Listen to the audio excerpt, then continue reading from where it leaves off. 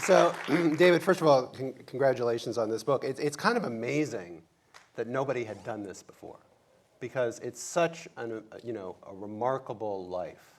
If it was a play, it would be 3 acts, each, with incredible drama, as well as historical significance. But apart from the fact that nobody had written sort of a definitive biography of John Lewis before, they say that historians and biographers, before they write for an audience, are writing to answer a question about their subject for themselves. So what was the question you wanted to answer about John Lewis?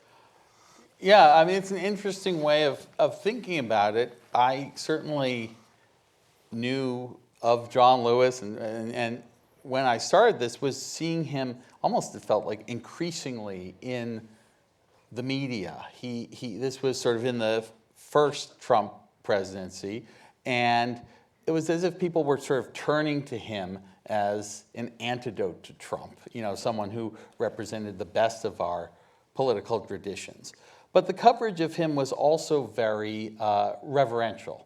And, he's treated and is often described as a saint.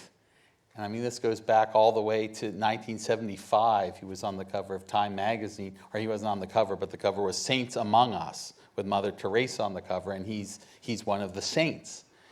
And I became interested in him as a human being. I wanted to see, okay, who's the John Lewis behind the saintly facade or veneer or exterior? I think those saintly qualities are very real. They're not phony. They're not contrived.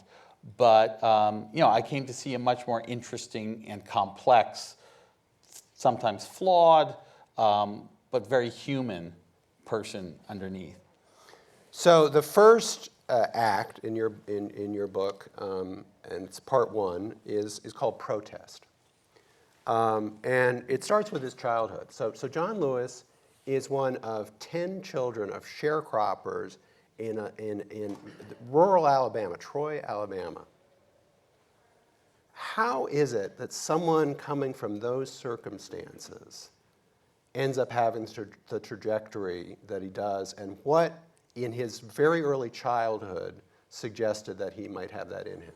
Yeah, it really is extraordinary. And some of what I think leads him to these leadership roles and prominence, even as a young man of 20, 21 in the civil rights movement, is happenstance. Going to college in Nashville, which is where some of the most interesting, committed civil rights leaders are. But as you say, some of it is character. Mm-hmm. And there are these signs early on that he's just a little bit different as a kid. Mm-hmm. The other kids, his father, I found this old oral history with his father that was done by someone who started a biography of Lewis in the 60s and then never wrote it. And he interviewed Lewis's father, and he said, all the other kids, they'd be playing outside, and they called him Robert. His name was John Robert Lewis, and they called him by his middle name. He said, Robert, he'd be in the corner with a book. He was studious, he was kind of intellectual, but he also felt, in a way I think others didn't, that he wanted to change this, brutally unfair, discriminatory, racist system that he lived under. So tell the chicken story. Right. So the chicken story, which some people may know, Lewis, besides rebelling against the Jim Crow regime of the South, is also drawn to the Bible, to the church, to Christianity. His mother's very devout. So at an early age, he's given a Bible as a gift, and he decides he wants to be a minister. And the way he enacts this, the way he practices this, one of his jobs on the farm was to tend the chickens. And so he becomes their minister. They're his flock. And he would gather up the chickens and he would give sermons to them.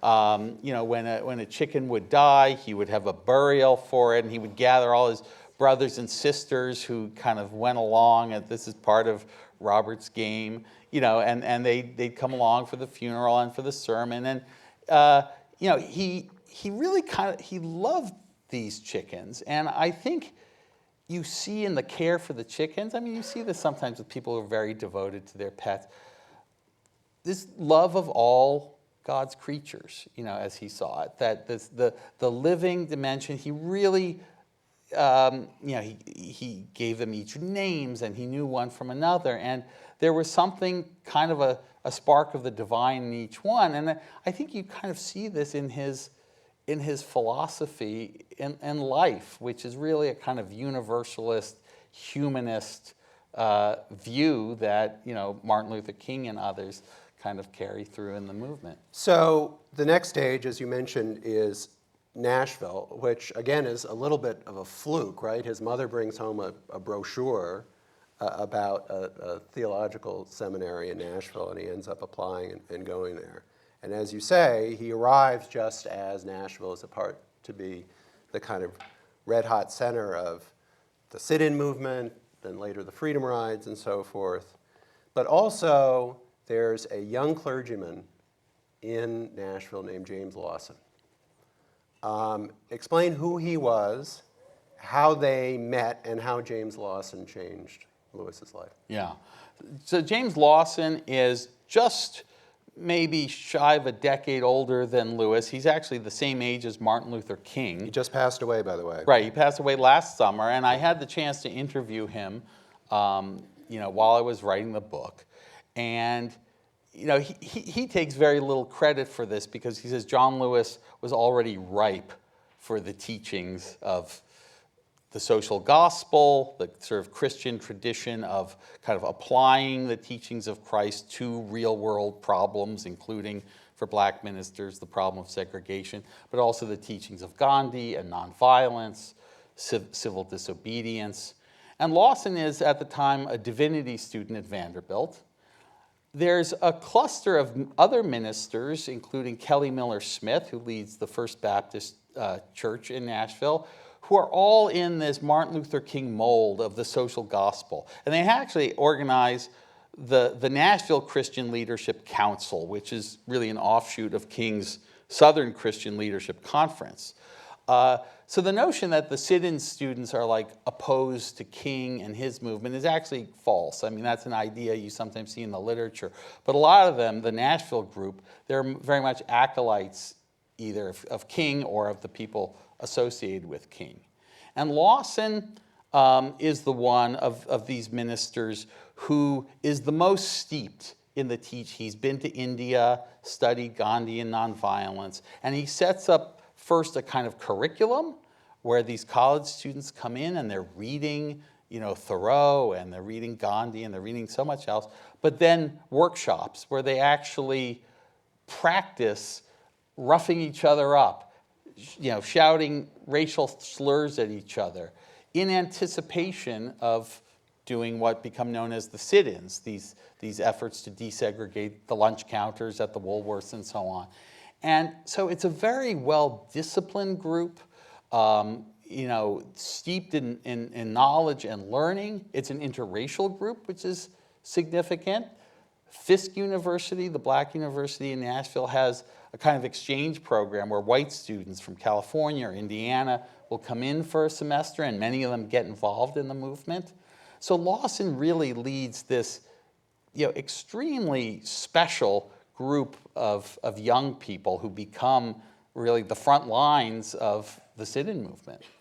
So, and that includes people, James Bevel, Diane Nash, other people who become very well known. But even amongst that group, Lewis emerges as, perhaps the best known. How much of that had to do, starting with the sit-ins and then the freedom rides, and then we'll get to Selma and the Edmund Pettus Bridge in a little bit, just to his sheer physical courage? I think that has a lot to do with it. He was always willing to be the first in line. He was always willing to march, even if there were threats of violence. But the physical courage in turn came from a really deep belief in and adherence to these tenets of nonviolence. I found this one press conference, it must be his first really big national press conference during the Freedom Rides of 1961. These were the bus trips that Lewis and others in these interracial pairs would take across the South to force compliance with the Supreme Court ruling that you could not segregate in interstate travel. And at this press conference, he said, and were attacked. I mean, right, you know, brutally attacked. Brutally attacked. And even after the rides are nearly ended, after one horrific attack where they throw a Molotov cocktail on one of the buses and nearly burn them all to death, Lewis and his friends from Nashville insist on resuming the rides, that must go on. And he says at this press conference, he says, you know, I don't want to die. Like he's very frank and candid. He's like 21 years old. You know, he knows he could die. He's like, I love life. Mm-hmm. He says, but I'm prepared to die for this cause. And to him, the whole philosophy was one must be prepared to sacrifice even to the ultimate degree, and that is how the movement would win. If you had people willing to make, and I think his friends saw in him that depth of commitment. Many of them were quite committed themselves, but he had it, you know, to the nth degree. And that was one reason he emerged as a leader, just that sense of moral conviction, which I think was related to the physical courage. So, probably more than anything else in this protest phase, Lewis is remembered for the speech he gave at the March on Washington, and then, of course, for the Edmund Pettus Bridge before the Selma March. And I'm always interested, since so much has been written about both of those things, looking for the things that were in your book that I didn't know.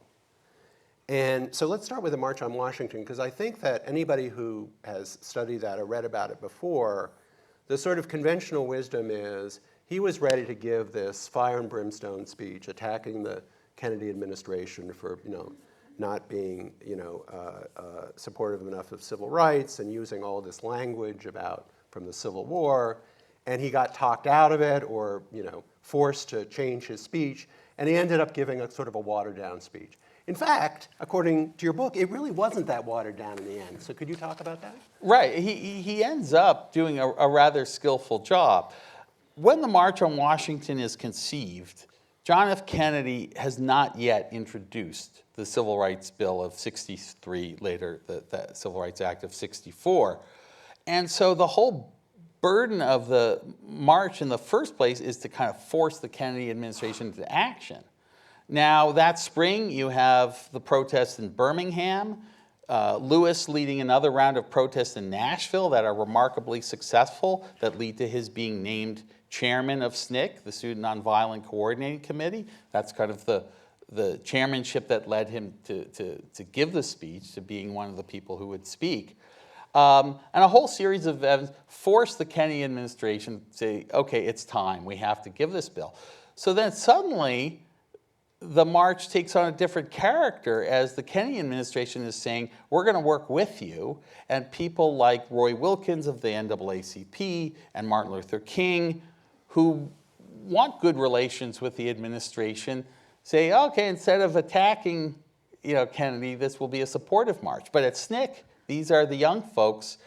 They still have all these reservations about the bill. It doesn't do anything on voting rights. It doesn't do enough on police brutality, so on down the list. So Lewis, along with other folks from SNCC, dropped this very, as you say, fiery, uncompromising speech. Well, the advanced text of the speech is circulated. Some of the SNCC people think, look, we should get attention for this.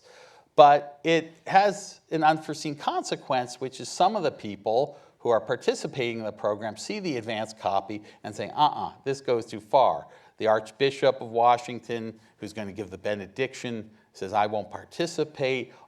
So there, like in the Lincoln Memorial, in the shadow of Daniel Chester French's colossal Lincoln statue, Lewis and his SNCC colleagues are engaged in these feverish negotiations with people like Martin Luther King and A. Philip Randolph over which words go here. Some of the stuff, so there's a line which was in fact not written by Lewis that says, "We will march through the South the way Sherman did." And Lewis added, "nonviolently," which kind of rendered the sentence meaningless. But there were these, so King sees that line and he says, "John, that doesn't sound like you." And he was right, and that came out. And a lot of other things come out or they get altered. But in the end, you watch the speech, and you can watch it on YouTube, it's still pretty hard-hitting stuff. It doesn't give the Kennedy administration a pass. And to me, it suggests the early political savvy that John Lewis was developing, that he found a way to say to his colleagues in SNCC, "I'm still going to represent you and represent this kind of dissenting position," while also saying to Philip Randolph and Martin Luther King, "I'm not going to rain on the parade. We're going to have a triumphant day, and I'm not going to ruin it." And in a way, he walks that line, I think, extremely successfully. So he's then in a position, once he gets to be chairman of SNCC, of both representing SNCC, but also still being very close to King and being on the board of the SCLC, right? And joining him in all of these meetings with LBJ and the other leaders of the big civil rights movement. And we'll get to the problems that created for him within SNCC in a second. But just to go to Selma and the Edmund Pettus Bridge. You know, his most iconic moment, and the one that he later recreates every year and so forth. But the day that he gets attacked, he's not there really representing either SNCC or King. Right. Right? They both, you know, SNCC had sort of walked away from the march, at least for the moment. King, you know, wasn't there. So how did he even end up there on that day? So the Selma to Montgomery March, this idea, there had been a voting rights campaign going on in Selma, Alabama, which had one of the highest percentage black populations in the South and one of the lowest percentage of black voter registrations in the South.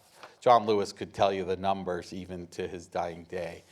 And first it was SNCC that had come in to help the local activists. But as things stagnated and they were frustrated, the local people said, "We need Martin Luther King," because he had just won the Nobel Prize. He was this huge name. That would get their movement going.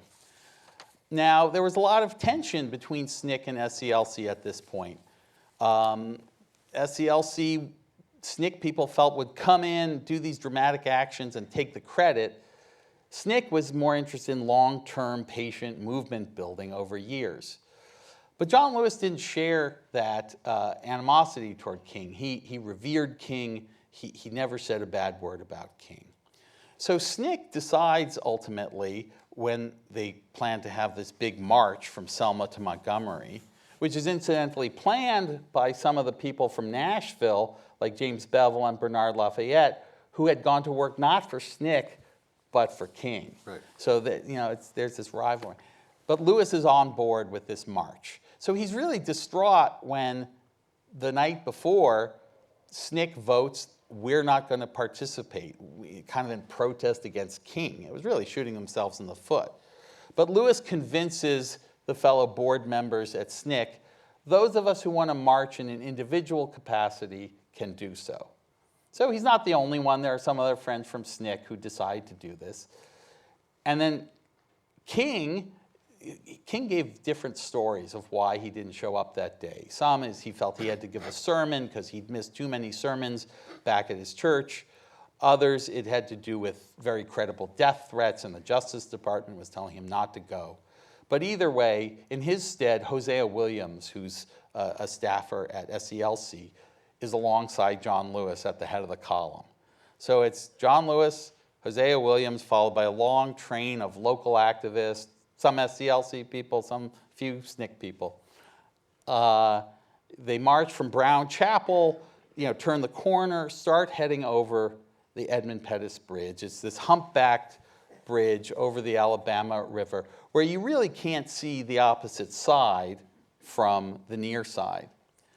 It's only when they get toward the apex do they see a kind of sea of state troopers, a sea of blue.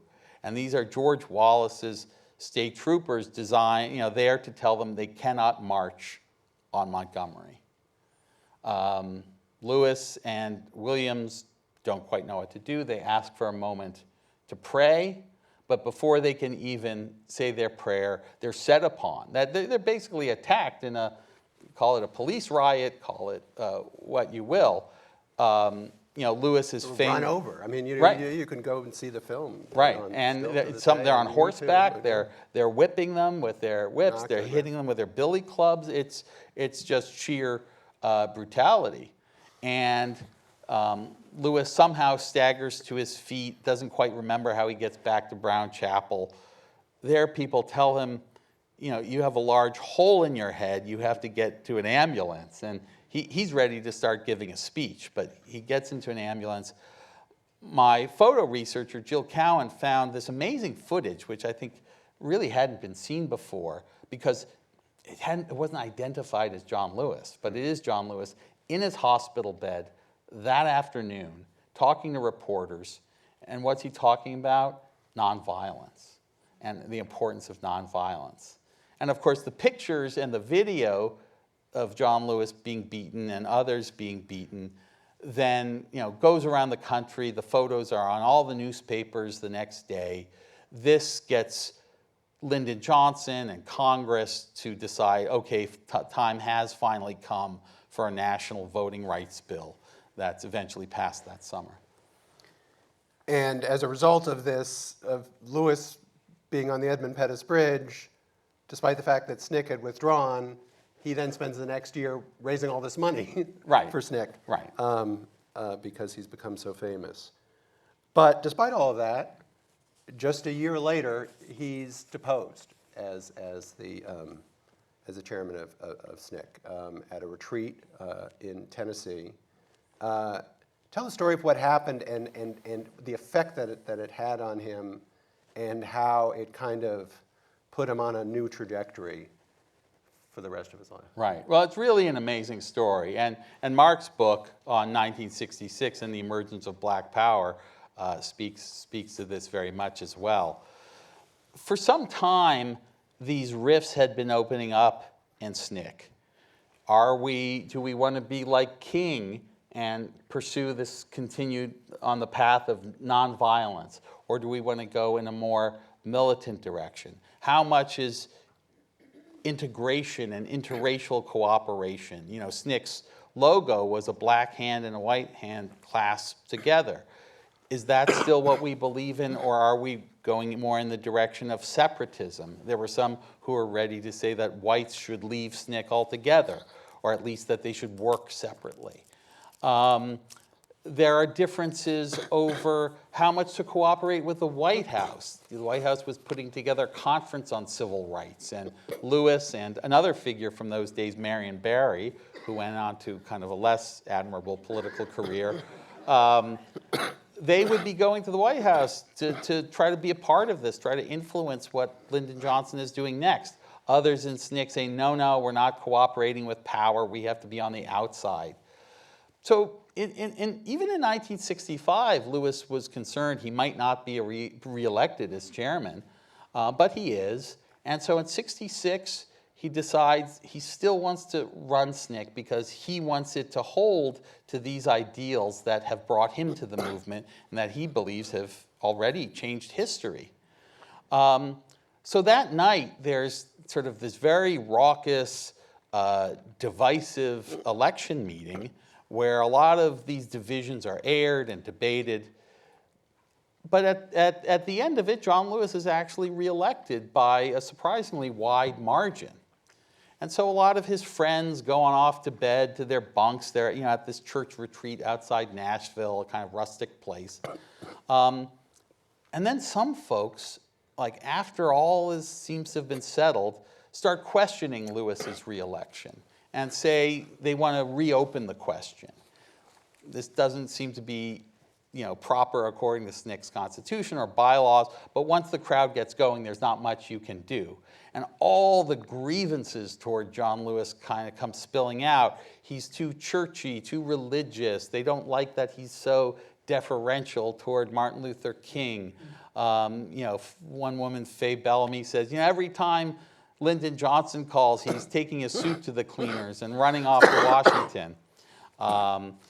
So then there's another vote that's held, and he is, as he puts it, de-elected.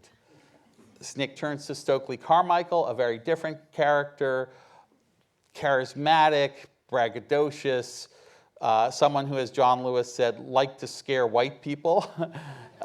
He talked about black power, and as you know, that's a phrase that has many meanings to many people, but scared away a lot of SNCC's white supporters and donors.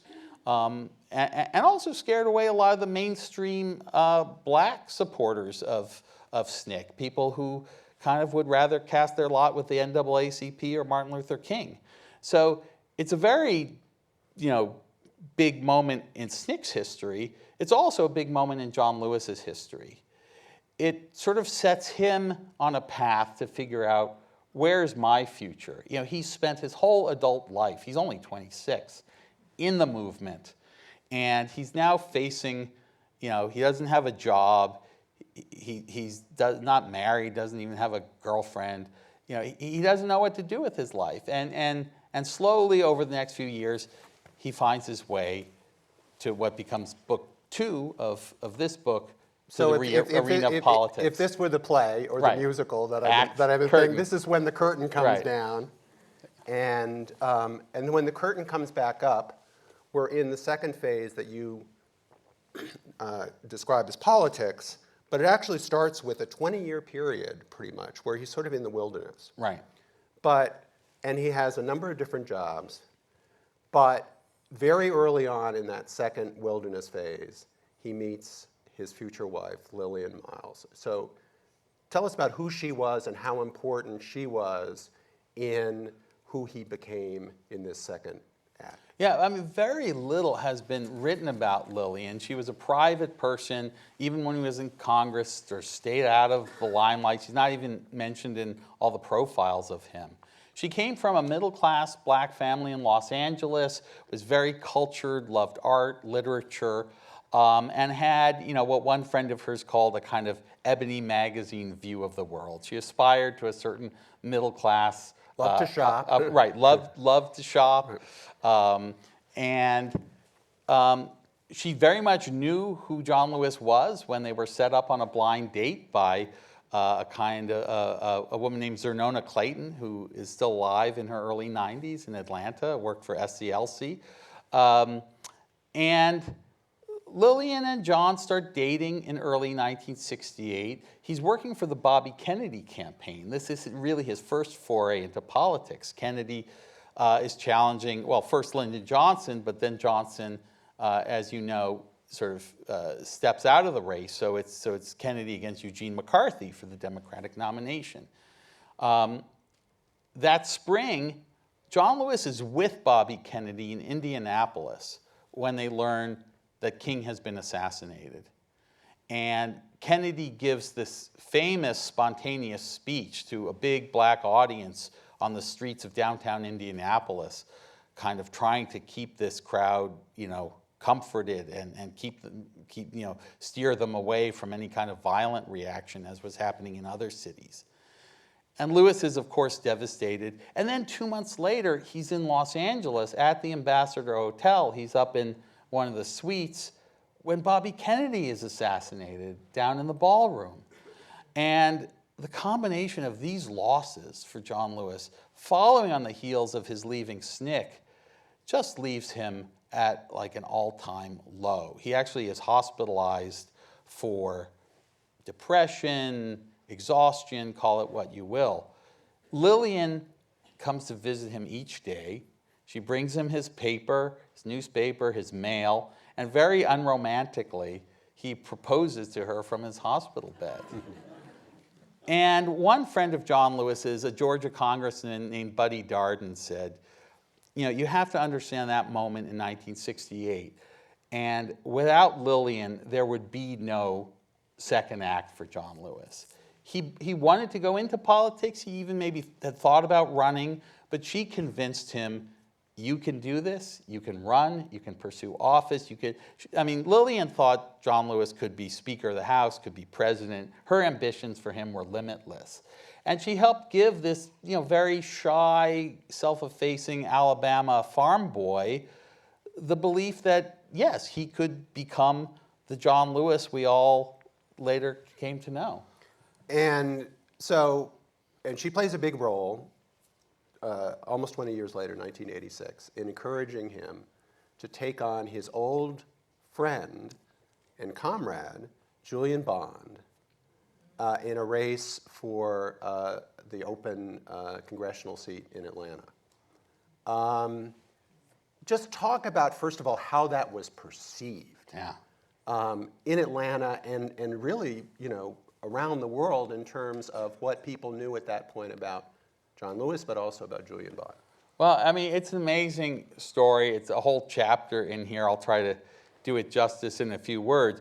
But, Lewis and Bond were more than friends. They had been the best of friends. When Lewis becomes chairman of SNCC in '63 and moves to Atlanta, it's Julian Bond who introduces him to things, how do you order at a fancy restaurant, what a mixed drink is. Bond came from kind of black royalty. His father was a very celebrated educator and college president. In his youth, he met people like Albert Einstein and Paul Robeson. And John Lewis coming from the farm and still having this thick rural Alabama accent. They were really a study in contrast. Julian was tall and dashing and handsome. Lewis was always a bit rumpled and roly-poly. And so initially, elite Atlanta, black and white, lines up behind Bond. And he's just kind of assumed to be the front runner, the guy who they'll choose to represent them in Congress. And I should say, both of them felt it was their turn. And both were proud men, stubborn men. So neither was going to back down from this race. And Bond gets, the temptations to perform at a fundraiser. He gets, all these celebrities from around the country. And we think of John Lewis now as this major icon. But at the time, it was Bond. He was the one hosting SNL and movies with Richard Pryor and Sidney Poitier and all that. So during the race, a couple of things happen. One, Lewis just works harder. He's the one showing up at the factory gates at dawn, meeting workers. He's there at midnight in the 24-hour convenience stores, shaking the hands of whoever's still awake and could be a vote. And people get the sense that John Lewis is going to work hard for you. Whereas Bond kind of gives off a vibe of too cool for school, and how hard is he going to really work for me? Is he in it for himself, or is he in it for us? But the other big thing is that it's kind of an open secret in certain circles of Atlanta that Bond has a very serious cocaine problem. And this is the summer of '86. Drugs, voters list drugs as the #1 issue. Ronald Reagan announces his whole cabinet are going to take drug tests. There are deaths, Len Bias, the basketball star, dies of cocaine overdose. So it's a serious issue. And when it's a multi-candidate race, one of these lesser candidates raises the drug issue, saying all of us should all take drug tests. And it kind of comes and goes and passes. But then, we know Georgia has this kind of screwy runoff system where everything goes to a two-person runoff. So it's down if you don't get 50% of the right, if you fall short of 50%. And in the first round of voting, Julian Bond got 47%. So Lewis kept him just shy of 50. Lewis got like 34%. So then it's a two-man race. Bond challenges him to a series of debates, thinking he's going to wipe the floor with him, because after all, Bond is so silver-tongued and witty and facile with policy talk, and Lewis not so much. And Lewis's campaign advisors are telling him, you have to go with the drug issue. They're saying it's a legitimate issue. The people have a right to know whether their elected representative has a serious drug addiction. Lewis, he's ready to fight hard to win, and he's kind of remembering 1966 and the Kingston Springs and saying, I'm not going to let them take it away from me again. But he still hesitates to go there. And the first debate comes and goes. Lewis doesn't mention it. Then in the second debate, it's getting kind of testy, and Bond lobs a charge at Lewis, some kind of bullshit ethics thing that really was not, anything you could fairly accuse John Lewis of. And Lewis gets his dander up, and he then says, Julian, let's go take that drug test. Says, I'm ready to walk out here and we can go out in the hallway. Right, exactly. Pee in a cup. Right, exactly. And Bond, somebody in the Atlanta press calls it jar wars. This is going to be the big test. And, this really, gets people talking about the issue. Bond sort of compounds the error by saying, well, Atlanta doesn't have a drug problem, which is kind of like Gerald Ford saying, Russia doesn't dominate Eastern Europe. It starts to slip away from Bond. Some of it was the drug issue. Some of it was Lewis just came off as more authentic and the person who was going to work for you. And on the second round of the election, the final election, Julian Bond goes from 47 all the way up to 48%. And Lewis gets 52 and is a sort of upset victor at the cost of a friendship, because the friendship is never repaired, is never what it had been. We're going to be getting to your questions soon, but he served, 17 terms in Congress? I think that's right, yeah. So, it's really an amazing span. He did get some legislation passed, but that really wasn't what he was known for. He was more, as you said in the introduction, it was the conscience of the Congress. But there's this, and you told me this when you were writing the book, and I remembered it, and it's, there was a moment, almost because he was so famous from his sort of protest years, as soon as he arrives in Congress, he becomes very sought after. Including to be at least sort of part of leadership under various congressional leaders and speakers. But then there becomes a point where there's sort of a new generation coming up that includes Nancy Pelosi and Steny Hoyer. And the question is, who's going to become the whip, which is then the stepping stone eventually for one of them emerging as the next leader. Lillian wants him to pursue this, but explain what happened and why it happened. Yeah, this is around 1999, 2000. It actually goes on for a little while because that whip job doesn't quite open up yet, but they all are sort of jockeying early. And Lewis decides to get in the race. Again, Lillian is urging him to, but his staff starts seeing, he's not really working at it, that every day Pelosi will announce, I've got these endorsements, and Hoyer will announce, I've got these endorsements.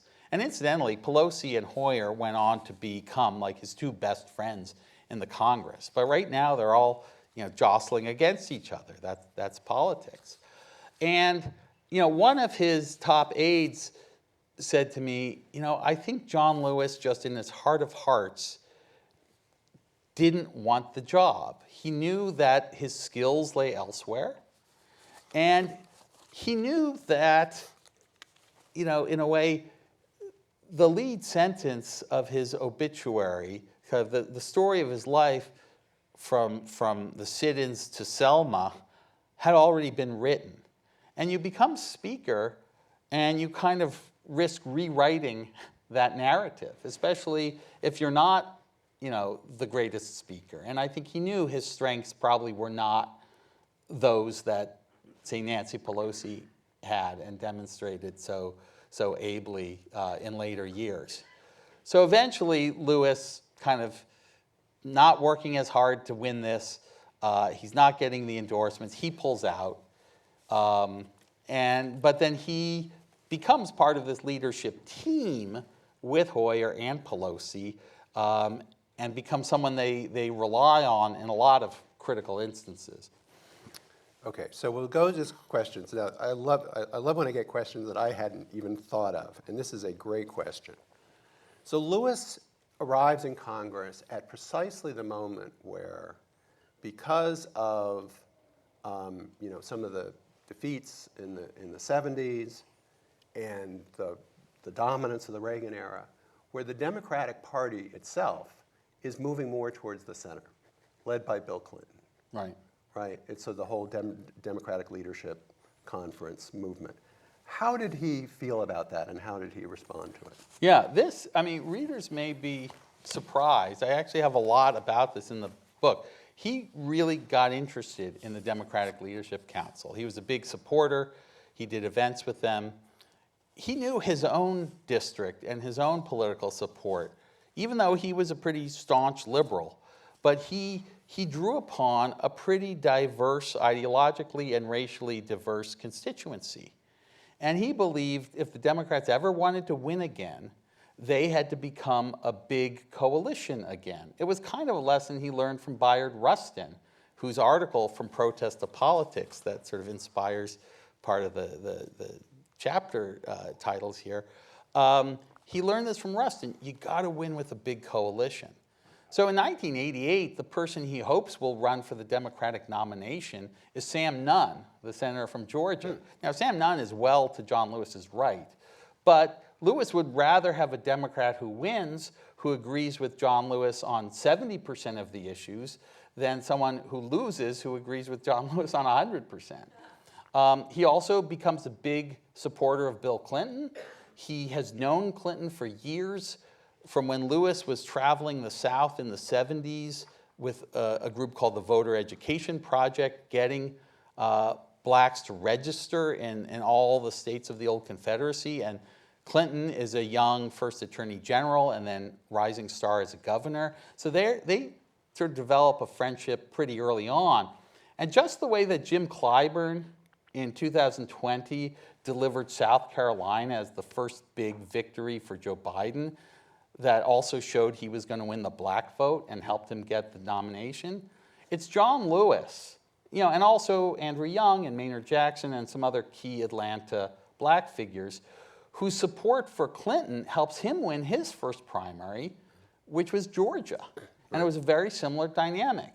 And Clinton won in 1992 mainly or heavily because of the black vote. And so Lewis, he has his differences. But on legislation, right? Once Clinton becomes president, Right. He does buck him on a couple of. He bucks him. He doesn't support NAFTA or the welfare bill that is very controversial.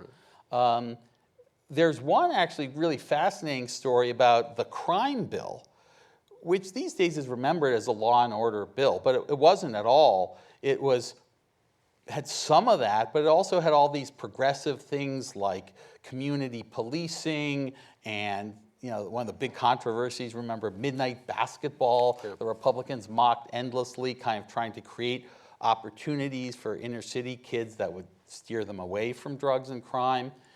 And so it's kind of a hodgepodge of a bill. It contains a lot of gun restriction legislation.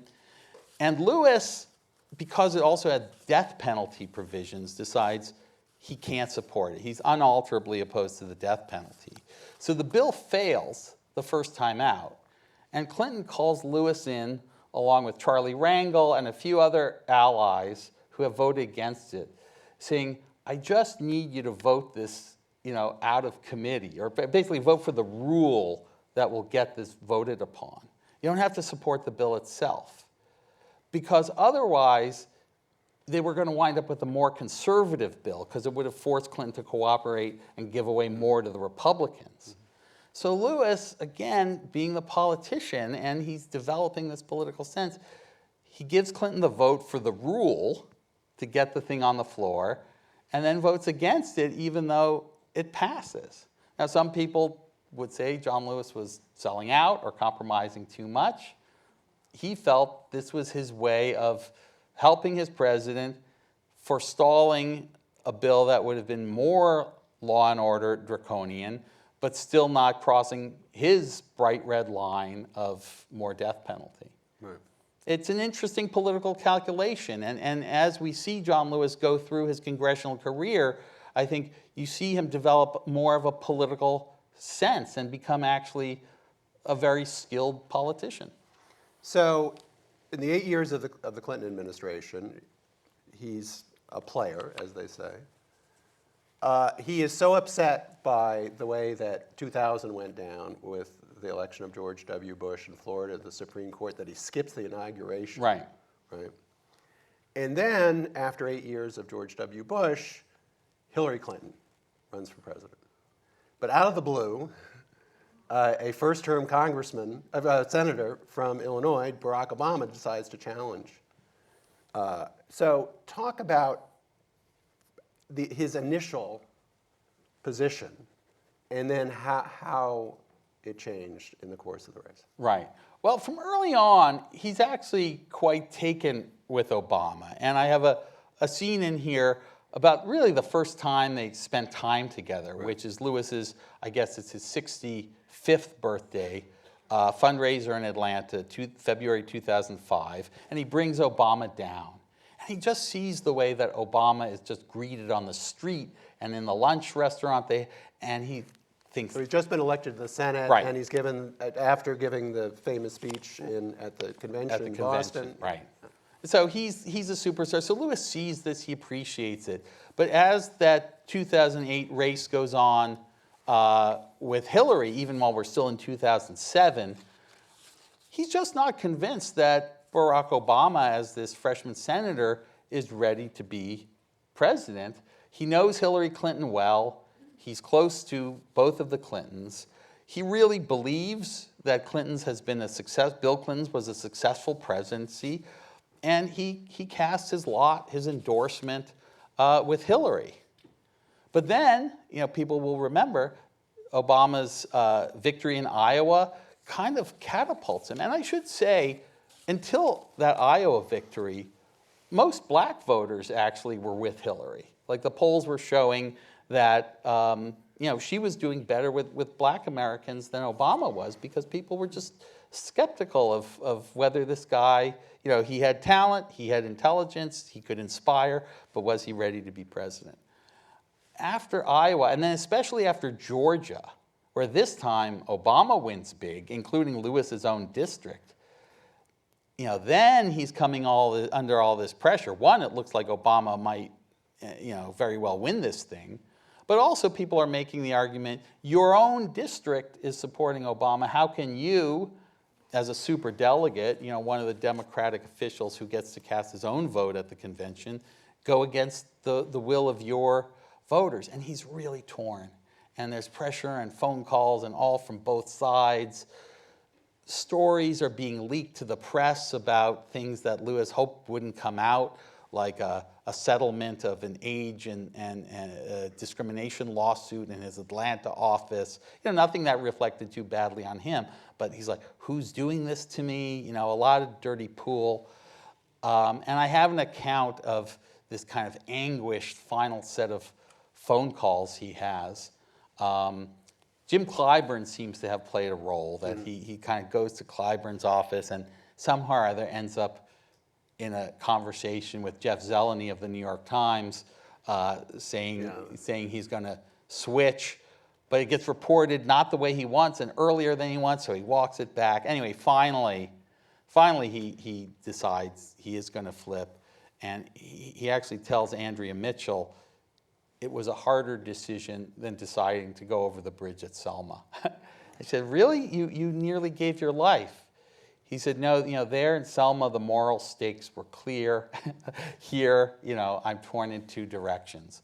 But he felt, as he said, that he wanted to be on the right side of history, and he felt that supporting Obama for president would put him there. And still, the Clintons forgave him.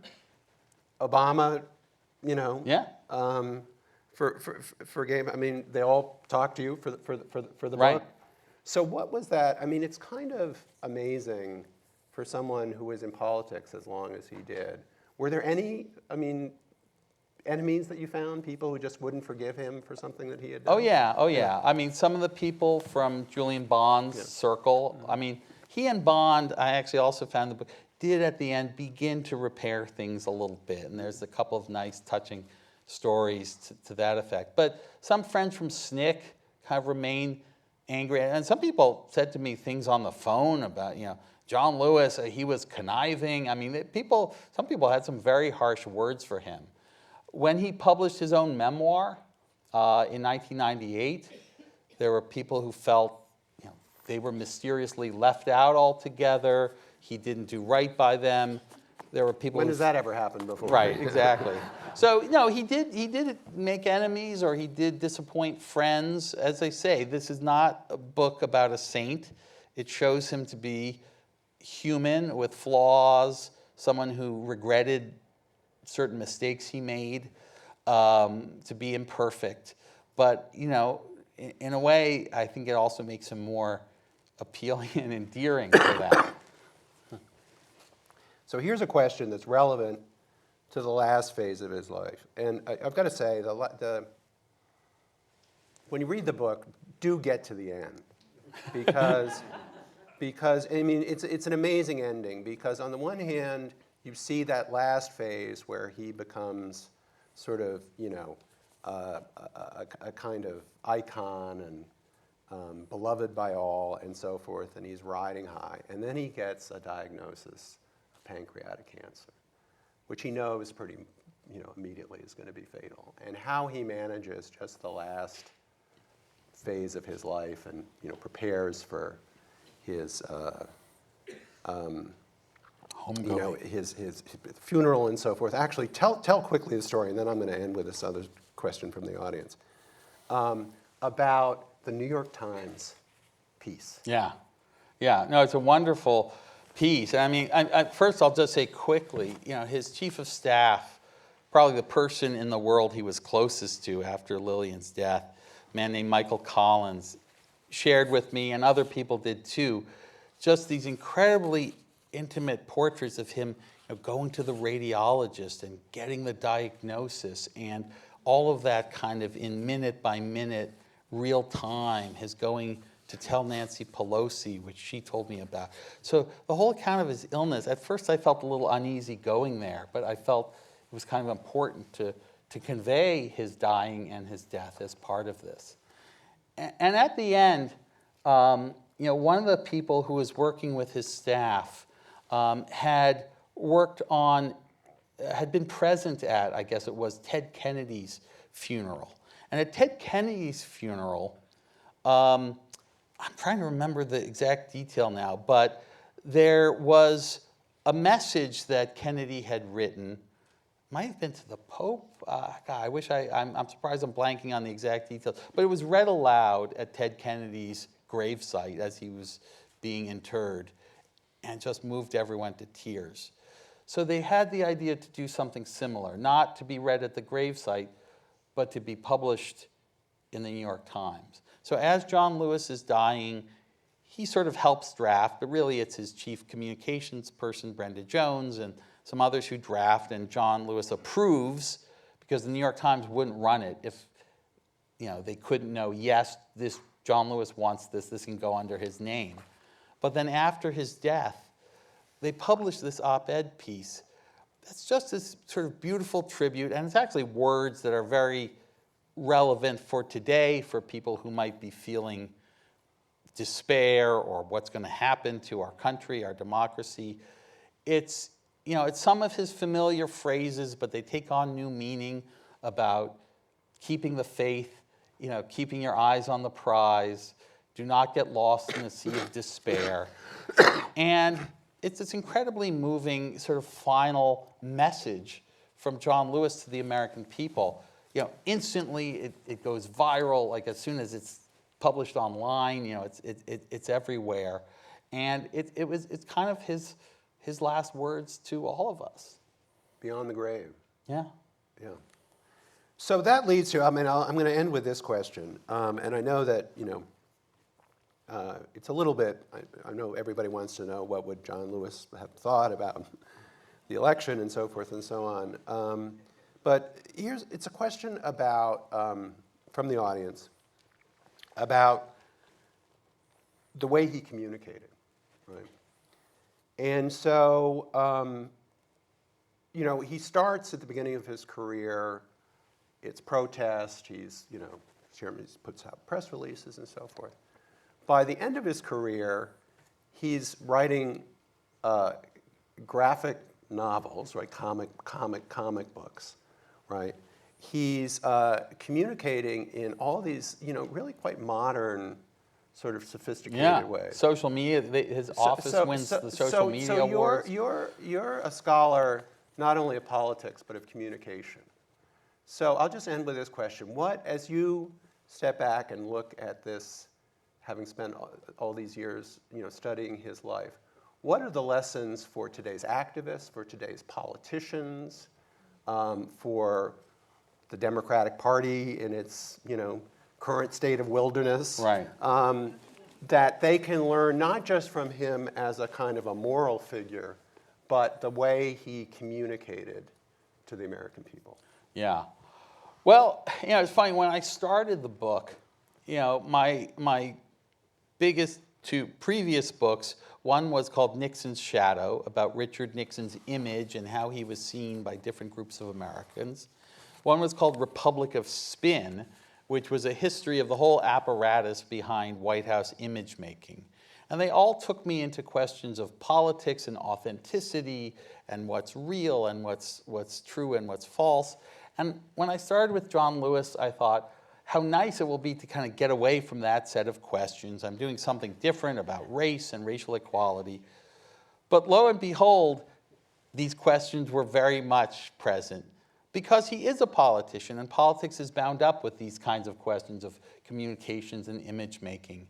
There are memos from Julian Bond to Lewis in the 70s, and Bond was kind of more precocious in figuring out media strategy, where he's giving Lewis all kinds of advice. Okay, whenever you go to a town, they're going to have a local cable station, black station. You want to get on that station. He just was full of this PR advice. And, the placement of that Time magazine, Saints Among Us, well, his PR assistant helped engineer that. So the creation of this image of John Lewis as this saint, it's not phony. So maybe one lesson I would hope people take away is that to be image conscious, to choose your words carefully, to be strategic in how you present yourself to the public, doesn't mean you're a liar, you're being deceptive, you're being false. This is what politicians do to put across in the most effective possible fashion their message, their values, the things they believe in. And, for John Lewis, it was ideals about a beloved community, a society where we would live together harmoniously. And it was many things that I think a lot of us could believe in. But he knew that he had to leverage his moral authority in order to effectively put those ideas across. So, yeah, he was good with the media. He was good with the press, and that's nothing to be ashamed of. David, thank you for writing this book. Thank you, Mark. Thanks for coming. Thanks for your great questions. Good. Thanks. Good evening, everyone. Thank you so much for joining us. My name is Kat Schwartz, and I am Director of Public Programs here at the New York Historical. I want to thank you for joining us this evening, and also to remind you that we will have copies of both of our speakers' books for sale in our museum store on the 77th Street side of the building, and they will be signing books in Smith Gallery just outside the auditorium doors, and we hope to see you there. Please join me in giving a final round of applause to our speakers.